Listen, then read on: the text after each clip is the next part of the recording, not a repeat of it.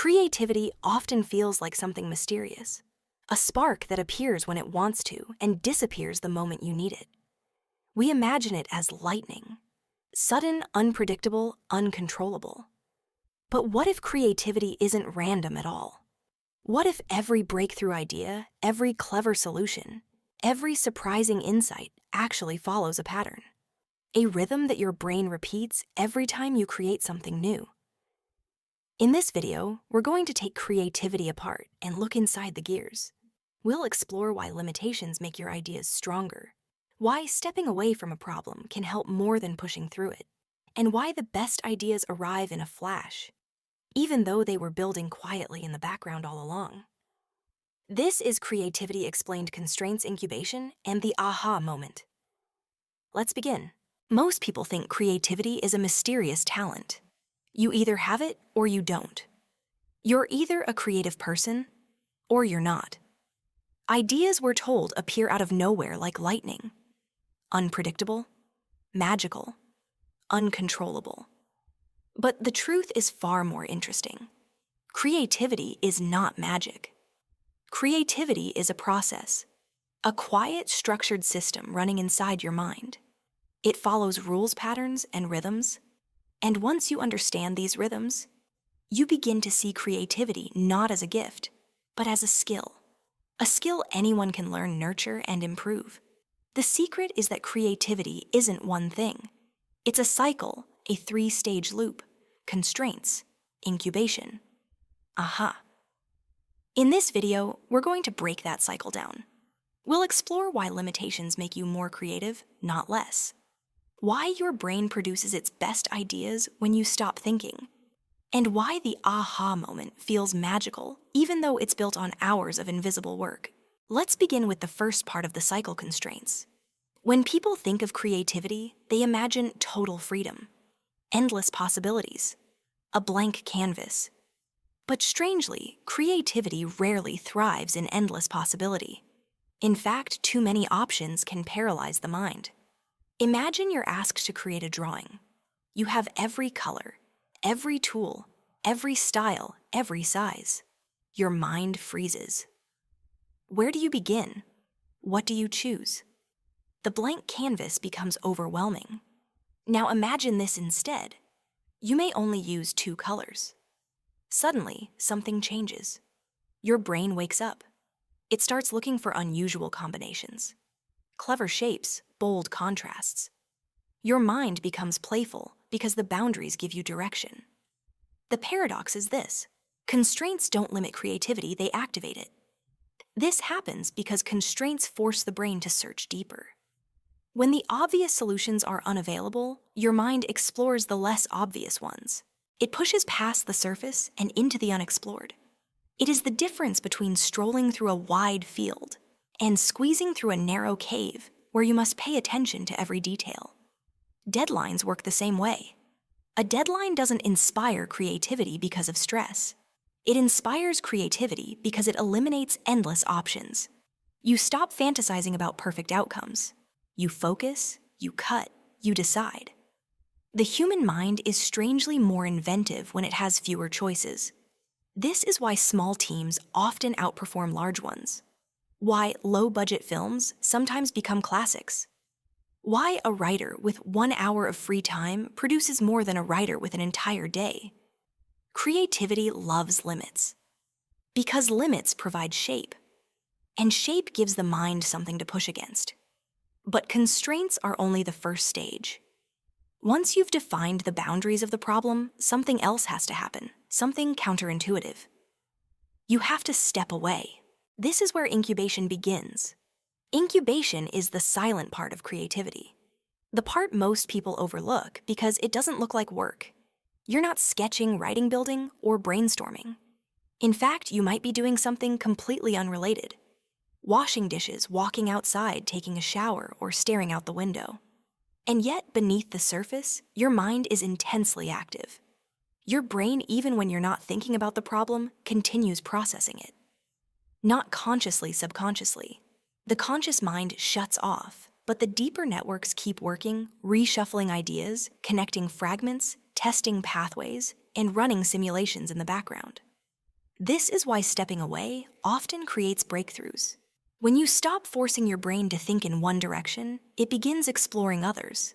Like a river that breaks into multiple streams when the main path is blocked. There is a psychological principle behind this, called the Zeigarnik effect. Your brain remembers and continues working on unfinished tasks. Anything incomplete stays alive inside your mind. It lingers, it brews, it incubates. This is why people get ideas in the shower. Not because water produces ideas, but because the brain finally gets space to combine the pieces it has been silently collecting. During incubation, creativity feels effortless because it is. You are not generating ideas, your mind is reorganizing them. It is stitching together patterns you didn't even know were connected. But incubation only works when you trust the process.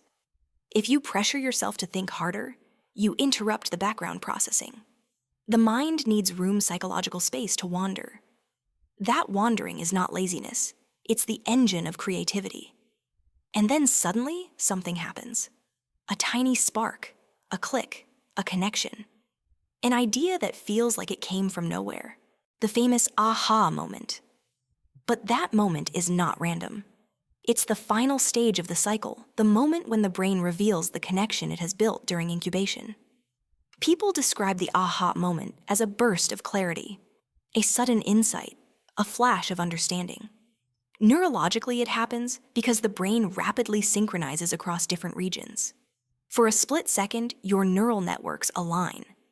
Gamma waves fire intensely, and a connection that was previously hidden becomes visible to consciousness. What feels like magic is simply your brain finishing a thought that took hours or days to form.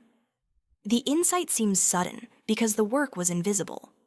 The aha moment doesn't appear on command. But it does appear reliably when the earlier stages are respected. You define constraints. You immerse yourself in the problem. You step away. The brain stitches connections in silence. And then out of nowhere, the idea emerges. But creativity doesn't end with the aha. You might refine the idea, reshape it, or discover new constraints. The cycle continues. Constraint, incubation, aha, over and over again. Let's explore each stage more deeply and see how they fuel one another. Constraints sharpen focus. They reduce the field of options, forcing your mind to dig deeper into fewer choices. This depth helps create richer raw material. Incubation reorganizes that raw material invisibly. Your unconscious mind tests combinations faster than your conscious mind ever could.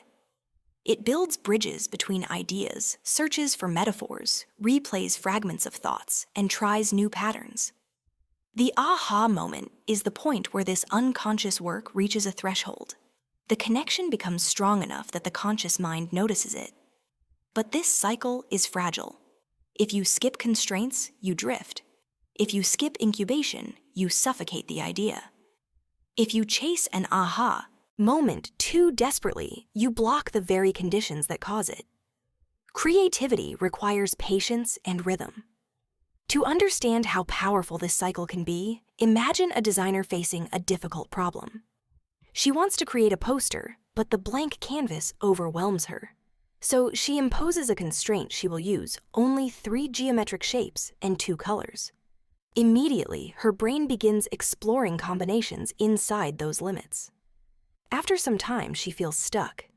Instead of forcing it, she steps away and goes for a walk. During the walk, her mind relaxes and her subconscious begins reassembling shapes and colors. Suddenly, halfway down the street, an idea hits her. The layout, the flow, the composition. It appears clearly and fully formed. This is the creativity cycle in action. Limit, loosen, connect. Of course, creativity is surrounded by myths that make it seem mysterious. The first myth is, I'm not a creative person. In reality, creativity is not a personality trait. It's a process, and anyone who follows the process becomes more creative. The second myth is, you must think hard to be creative. But the mind cannot be creative under pressure. Creativity requires both focus and release. intensity and ease, work and rest. The third myth is creativity needs total freedom. Freedom feels good, but too much freedom collapses creativity. Constraints give ideas structure. Structure gives ideas form. The fourth myth is ideas come from nowhere. Ideas come from connections from the input you collect over time. Books, conversations, experiences, memories, failures, mistakes. The richer your input, the richer your ideas. This brings us to something important. If you want to become more creative, you must feed the mind. You cannot create new connections without new material to connect. Read things outside your field. Talk to people with different backgrounds. Explore unfamiliar subjects. The more diverse your input, the more unusual your combinations, the foundation of originality. But creativity doesn't only come from adding input. It also comes from shaping output. Here are practical ways to increase creativity within the framework of constraints, incubation, and insight. First, use intentional constraints. Choose limits that sharpen thought. Use fewer tools. Shorten the time frame. Restrict the style. Constraints focus creativity by eliminating the noise. Second step, away deliberately. Schedule incubation. Go for a walk. Do something unrelated. Your best ideas often emerge when your conscious mind is not trying. Third, capture ideas instantly. Aha moments are fragile. They vanish quickly. Write everything down, even the small ideas, because the small ones often grow into the big ones later. Fourth, trust the cycle. Don't panic when you feel stuck. Stuck is part of the process. Stuck means the brain is deep in incubation. The idea is forming, even if you can't see it. Let's look at one more example to crystallize the process. Imagine a novelist trying to write a new chapter. The blank page feels intimidating. So she sets constraints. The chapter takes place in one room, with only 2 characters, and it must end with a question.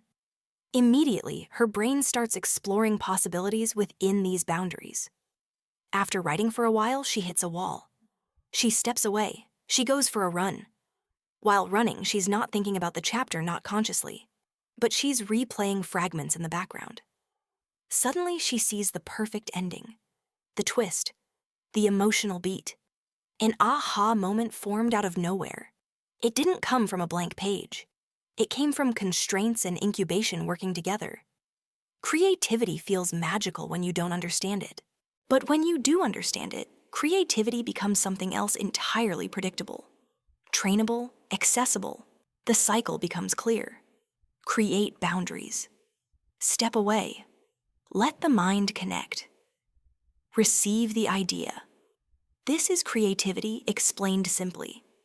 A rhythm anyone can learn. A rhythm that transforms the way ideas form inside your mind. And once you practice this cycle, constraints incubation, you begin to realize something powerful. You were creative all along. You just needed the right environment for your creativity to breathe. Creativity isn't a gift. It isn't magic. And it isn't reserved for a certain type of person. It's a process, a cycle your brain already uses, whether you notice it or not. You narrow the possibilities. You let your mind wander. And then at the intersection of focused effort and relaxed awareness, the insight appears. The more you trust this cycle, the more creative you become. Not because you force ideas to appear, but because you create the right conditions for them to emerge. So the next time you feel stuck, remember, constraints are not enemies of creativity. They are its starting point. Incubation is not procrastination. It is preparation. And the aha moment is not magic. It is the mind revealing a connection it has been stitching together in silence. If you want more videos that explain how the mind thinks, creates, and solves problems, feel free to stay for the next one. And let me know what topic you'd like to see explained next. Thanks for watching. Stay curious.